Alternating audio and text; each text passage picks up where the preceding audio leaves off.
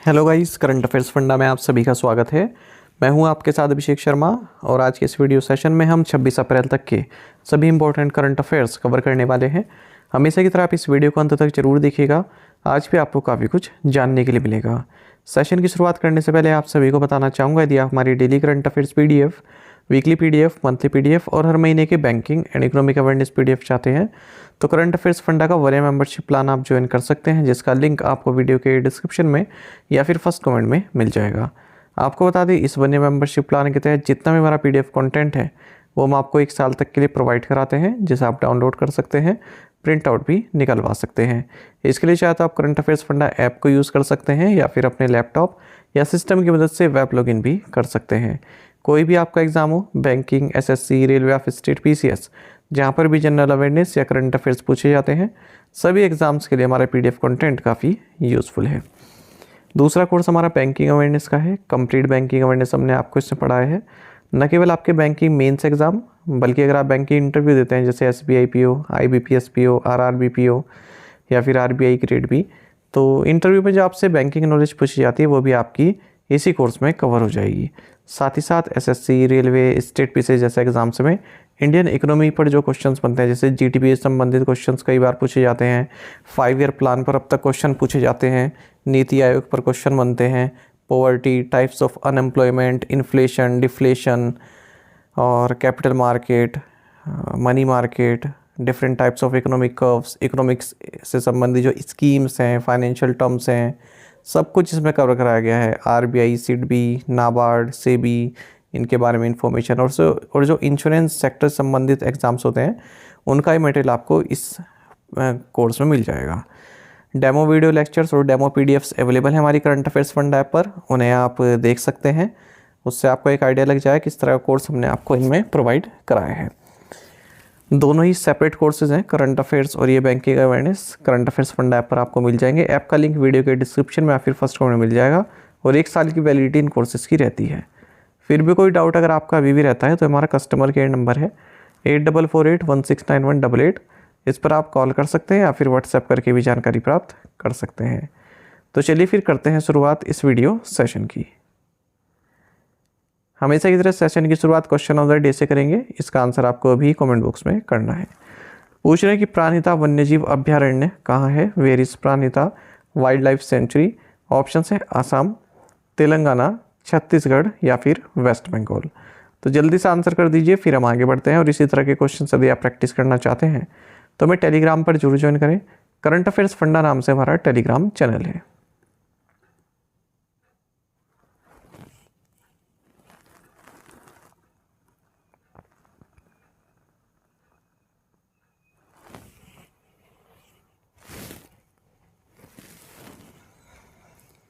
India will hold the Indus Water Treaty with Pakistan in abeyance with immediate effect. In which year was the treaty signed? Bharat Pakistan के साथ सिंधु जल संधि को तत्काल प्रभाव से स्थगित रखेगा। इस संधि पर किस वर्ष हस्ताक्षर किए गए थे? सही आंसर ऑप्शन सी है 1960। तो भारत 1960 की जो इंडस वाटर ट्रीटी है पाकिस्तान के साथ, इसे होल्ड पर रख रहा है, इमीडिएट इफेक्ट के साथ स्थगित कर रहा है, ऐसा फॉरेन सेक्रेटरी विक्रम मिश्री ने अनाउंस किया है। आप सभी जानते हैं टेरर स्ट्राइक हुआ पहलगाम, जो कि अनंतनाग डिस्ट्रिक्ट में आता है, जम्मू एंड कश्मीर के। 23 अप्रैल 2025 को 26 टूरिस्ट की हत्या कर दी गई और इसी के बाद भारत ने ये 5 रिस्पॉन्स दिया है, 5 डिसीजन लिए हैं। प्राइम मिनिस्टर नरेंद्र मोदी द्वारा जो एक cabinet committee on security meeting की गई उसके दौरान। तो कुछ डिसीजन देख लेते हैं। जैसे पाकिस्तान नेशनल्स वो भारत ट्रैवल नहीं कर सकेंगे सार्क वीज़ा एक्सेप्शन स्कीम के तहत। साथ ही जो इंटीग्रेटेड चेक पोस्ट है अटारी में, उसको भी बंद कर दिया गया है। और जो डिफेंस एडवाइज़र्स हैं पाकिस्तानी हाई कमीशन में भारत में, इन्हें पर्सोना नॉन ग्राटा डिक्लेयर किया गया, यानी कि अब इनकी यहाँ पर आवश्यकता नहीं है, इनका कोई स्वागत नहीं है यहाँ पर, ये जा सकते हैं। ये अटैक बायसरन में हुआ है। इसे मिनी स्विट्ज़रलैंड भी कहते हैं। एक काफ़ी बड़ी सी वैली है, फिर चारों तरफ जो है पेड़ लगे हुए हैं। और ये जो टेरर अटैक हुआ, इसकी रिस्पॉन्सिबिलिटी द रेजिस्टेंस फ्रंट ने ली है, जिसके लिंक लश्कर-ए-तैयबा से जुड़े हुए हैं। अब देखिए, जो इंडस सिस्टम ऑफ रिवर्स है, इसमें मेन रिवर इंडस है और इसकी 5 लेफ्ट बैंक ट्रिब्यूटरीज, जिनमें रवि, ब्यास, सतलुज, झेलम और चिनाब है।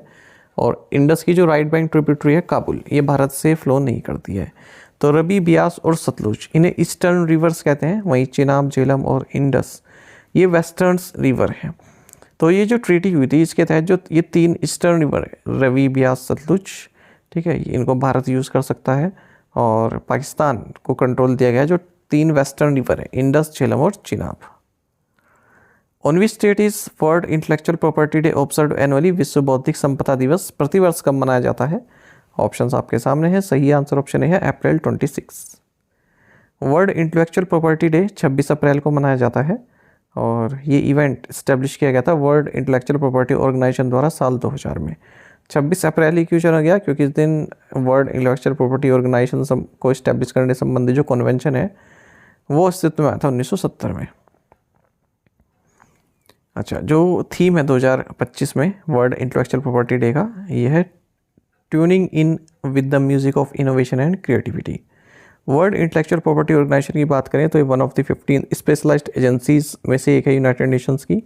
हेडक्वार्टर इसका जिनेवा, स्विट्जरलैंड में है और 193 मेंबर स्टेट्स हैं इसमें। In which year did the Chernobyl nuclear disaster take place? Chernobyl परमाणु आपदा किस वर्ष हुई थी? ऑप्शंस आपके सामने हैं। सही आंसर ऑप्शन भी है 1986। कई बार एग्जाम में पूछा जाता है स्टैटिक क्वेश्चंस में।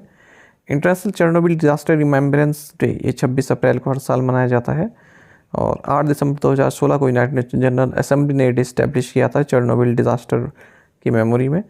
तो बात 26 अप्रैल 1986 की है जब चेरनोबिल न्यूक्लियर पावर प्लांट के जो नंबर 4 रिएक्टर है, ये जो चेरनोबिल न्यूक्लियर पावर प्लांट है ये यूक्रेन में है, तो ये जो नंबर 4 रिएक्टर है ये एक्सप्लोड हो गया था और जो है कई कैजुअलिटीज़ इसमें आई। अच्छा, ये इतना बड़ा न्यूक्लियर डिज़ास्टर था कि अगर हम इसकी सेवेरिटी की बात करें, यानी कि जो इससे जो विस्फोट हुआ तो ये जो है काफ़ी हाई लेवल पर था, मतलब जो सबसे ज़्यादा लेवल पर होता है ना, इस तरह के 2 इवेंट हुए, एक तो 2011 का फुकुशिमा न्यूक्लियर एक्सीडेंट और एक Chernobyl nuclear power plant accident. What is that additional runoff rate prescribed by the RBI for certain deposits under the liquidity coverage ratio framework? तरलता कवरेज अनुपात ढांचे के तहत कुछ डिपॉजिट्स के लिए आरबीआई द्वारा निर्धारित अतिरिक्त रन ऑफ दर क्या है? ऑप्शंस आपके सामने हैं। सही आंसर ऑप्शन सी है 2.5%। देखिए, आरबीआई ने क्या कहा हुआ है ना, बैंकों की कभी की ऐसी सिचुएशन भी आपके पास आ सकती है कि बहुत जल्दी से आपसे जो है पैसे की डिमांड बढ़ जाए, लोग जो है पैसा आपसे मांगने लगे, तो आपके पास इतना रिज़र्व होना चाहिए, हाई क्वालिटी रिज़र्व, कैश हो या फिर आपके पास गवर्नमेंट बॉन्ड्स हो, ठीक है। तो इस तरह का रिज़र्व आपके पास होना चाहिए कि अगर डिमांड ज़्यादा बढ़ जाए, लोग पैसा निकालने लगे, तो कम से कम 30 दिन का आप इस तरह का स्ट्रेस को झेल सकें। तो इतना रिज़र्व आपके पास होना चाहिए कि 30 दिन का आप बैकअप लेकर चलें। तो यहाँ पर रिजर्व बैंक ऑफ इंडिया ने कहा है, इसी बोलते हैं लिक्विडिटी कवरेज रेशो। तो आरबीआई ने अपने लिक्विडिटी कवरेज रेशो फ्रेमवर्क को अमेंड किया है और कहा है कि जैसे internet and mobile banking enabled retail and small business customer के जो डिपॉजिट्स होते हैं, तो ये इस तरह के डिपॉजिट है कि आपके पास तुरंत डिमांड आ सकती है कि आप हमें डिपॉजिट दीजिए, तो इनके लिए आप एडिशनल रन ऑफ रेट 2.5% का रखिए, यानी कि जितना आप रिजर्व रखते हैं ना अभी, उसका 2.5% और रखिए इस तरह के कस्टमर्स के लिए जो मोबाइल बैंकिंग, रिटेल या फिर स्मॉल बिजनेस कस्टमर डिपॉजिट वाले होते हैं, इस तरह से, क्योंकि डिजिटल बैंकिंग में आसान होता है पैसा वगैरह आपको ट्रांजैक्शन करना, निकालना, भेजना। तो इससे जो बैंक्स का LCR है, लिक्विडिटी कवरेज रेशियो, वो भी बढ़ेगा, लगभग 6% पॉइंट्स हो जाएगा। अच्छा, funding from non financial entities like trust, partnership, LLPs, यहाँ पर लोअर रन ऑफ रेट है लगभग 40% का, as against 100% currently. Who has been appointed as the interim chairman of the World Economic Forum after Klaus Schwab departure? Klaus Schwab द्वारा पद छोड़ने के बाद विश्व आर्थिक मंच के अंतरिम अध्यक्ष के रूप में किसे नियुक्त किया गया है? सही आंसर ऑप्शन डी है पीटर ब्रैबेक लेथमेथ। वर्ल्ड इकोनॉमिक फोरम के चेयरमैन क्लाउस स्वैब, इन्होंने कहा है कि स्टेप डाउन कर रहे हैं अपनी पोजीशन से 55 साल की सर्विस के बाद। World Economic forum Geneva based institution है और अब ये जो बोर्ड ऑफ ट्रस्टीज़ हैं वर्ल्ड इकोनॉमिक फोरम के, इन्होंने पीटर ब्रैबेक लेथमेथ को अपॉइंट किया है इंटरिम चेयरमैन। क्लाउस स्वैब ये फाउंडर हैं वर्ल्ड इकोनॉमिक फोरम के, 1971 में इन्होंने इसकी स्थापना की थी। एक और अपॉइंटमेंट देख लेते हैं, मझगांव डॉक शिप बिल्डर्स, इन्होंने कैप्टन रिटायर्ड जगमोहन को अपना चेयरमैन मैनेजिंग डायरेक्टर नियुक्त किया है। तो ये वर्ल्ड इकोनॉमिक फोरम वाली न्यूज़ महत्वपूर्ण है, याद रखिएगा। What is the name of the new indigenous material developed by ISRO for the nozzle divergent? Nozzle divergent के लिए इसरो द्वारा विकसित नए स्वदेशी मटेरियल का नाम क्या है? राइट आंसर ऑप्शन सी है स्टेलाइट। तो इसरो ने, देखिए इसरो क्या है, कोलंबियन मटेरियल को इंपोर्ट करता है नोजल डाइवर्जेंट के लिए, जो कि PSLV लॉन्च व्हीकल के 4th स्टेज में यूज़ किया जाता है। तो अब अपने आप ही ये मटेरियल इसरो ने बनाया है नोजल डाइवर्जेंट के लिए, ये स्टेलाइट का जो है बनाया, फिर इस मटेरियल को आप स्टेलाइट कह सकते हैं। तो कोबाल्ट बेस्ड एलॉय को क्रोमियम, निकेल, टंगस्टन, आयरन के साथ मिलकर बनाया है, और कहा है कि ये जो है हाई टेम्परेचर लगभग 1150 डिग्री सेल्सियस तक को भी झेल सकता है। ये टेस्ट कंडक्ट किया गया इसरो प्रोपल्सन कॉम्प्लेक्स महेंद्रगिरी तमिलनाडु में। तो लगभग 90% कॉस्ट यहाँ पर इसरो की बचेगी, जो कोलंबियम को इंपोर्ट करने में इनकी लगती है। Who won the 2025 IBSF world billiards championship? 2025 IBF विश्व बिलियर्ड्स चैंपियनशिप किसने जीती? राइट आंसर ऑप्शन डी है सौरव कोठारी। तो कोलकाता बेस्ड सौरव कोठारी ने बिलियर्ड्स में जो है 2025 IBSF वर्ल्ड बिलियर्ड्स चैंपियनशिप जीत लिया कार्लो आइलैंड में, और इन्होंने किसे हराया है? पंकज आडवाणी को। ये कोठारी का सेकंड वर्ल्ड टाइटल है। During April 2024 to February 2025 how much was the total outward remittance under RBI's liberalised remittance scheme? अप्रैल 2024 से फरवरी 2025 के दौरान RBI की उदारीकृत प्रेषण योजना के तहत कुल बाह्य प्रेषण कितना था? सही आंसर ऑप्शन सी है 27.02 बिलियन $। तो आउटवर्ड रेमिटेंस यानी कि भारत से जो गया है बाहर रेमिटेंस, RBI की लिबराइज्ड रेमिटेंस स्कीम के तहत अप्रैल 2024 से फरवरी 2025 के दौरान ये लोअर रहा है लास्ट ईयर से। तो रेमिटेंस लगभग 1.21% ड्रॉप हुआ है, 27.02 बिलियन $। रहा, जबकि लास्ट ईयर 29.43 बिलियन $। ये रहा था। जो RBI की लिबराइज्ड रेमिटेंस स्कीम है, इसकी शुरुआत 2004 में हुई थी। तो जो कोई भी इंडिविजुअल है, जो रेजिडेंट इंडिविजुअल है, वो 2,50,000 रुपये, 2,50,000 $, तक जो है रेमिट कर सकता है, भेज सकता है एक साल में, मतलब एक फाइनेंशियल ईयर में। जब स्कीम की शुरुआत हुई थी तो अब केवल $25,000 लिमिट थी।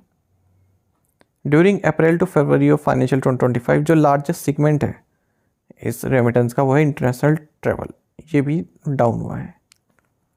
What is the primary purpose of the MOU sign between controller and auditor general of India and ICAI? Bharat के नियंत्रक और महालेखा परीक्षक और ICAI के बीच हस्ताक्षरित समझौता ज्ञापन का प्राथमिक उद्देश्य क्या है? सही आंसर ऑप्शन डी है enhancing capacity building in financial disciplines. तो controller and auditor general of India ने मेमोरेंडम ऑफ अंडरस्टैंडिंग साइन किया है institute of chartered accountants of India के साथ कैपेसिटी बिल्डिंग फ्रेमवर्क को स्ट्रेंथ करने के लिए commercial accounting, financial auditing, taxation में। कैग ऑफ इंडिया ने एक MOU साइन किया national institute of urban affairs के साथ भी, ताकि जो planning processes, capacity building, audit programme है, इनको मजबूत करने के लिए अर्बन डेवलपमेंट में। Controller and auditor general of India के संजय मूर्ति हैं। व्हेन वाज द स्वामित्व स्कीम लॉन्च? स्वामित्व योजना कब शुरू की गई थी? ऑप्शन ए है सही आंसर अप्रैल 24, 2020। स्वामित्व यानी कि survey of villages and mapping with improvise technology in village areas, स्वामित्व जिसे कहते हैं, ये प्राइम मिनिस्टर नरेंद्र मोदी द्वारा अप्रैल 24, 2020 को लॉन्च की गई थी नेशनल पंचायती राज डे के मौके पर, और इस साल हम स्वामित्व की 5th एनिवर्सरी सेलिब्रेट कर रहे हैं। तो जो विलेज के पीपल हैं उन्हें लीगल ओनरशिप पेपर्स मिल जाते हैं अपने हाउस के लिए और जिस लैंड पर वो रहते हैं उसके लिए, और प्रॉपर्टी बाउंड्रीज भी मार्क की जा रही है ड्रोन्स के जरिए। और अब जब लोगों के पास पेपर होंगे तो वो लोन भी ले सकते हैं आसानी से।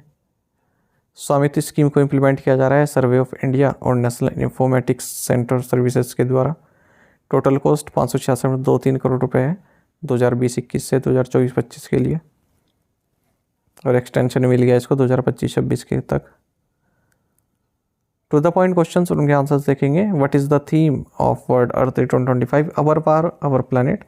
विच brand is set to buy 5G telecom spectrum from Adani enterprises? Bharti Airtel. Which state has stayed its decision of making Hindi a compulsory third language? Maharashtra.